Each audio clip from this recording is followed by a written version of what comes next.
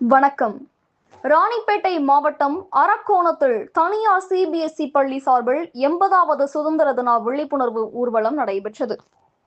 இதில் பள்ளி மாணவ மாணவிகள், முப்படை தளபதிகள் மற்றும் சுதந்திர போராட்ட தியாகிகள் வேடமணிந்து மூவர்ண கொடியுடன் ஊர்வலமாக சென்றனர்.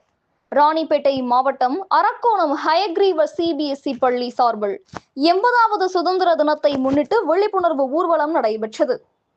சுவால்பேட்டை பிள்ளையார் கோவில் அருகிலிருந்து டிஎஸ்பி அலுவலகம் வரை இந்த ஊர்வலம் நடந்தது.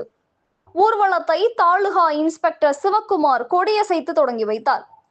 சுதந்திர தினத்தை முன்னிட்டு பள்ளி மாணவ மாணவிகள், முப்படை தளபதிகள், மகாத்மா காந்தி, நேதாஜி உள்ளிட்ட சுதந்திர போராட்ட தியாகிகளின் வேடமணிந்து மூவர்ண கொடியுடன் ஊர்வலமாக சென்றனர். இதில் 300க்கும் மேற்பட்ட மாணவ மாணவிகள் கலந்து கொண்டனர்.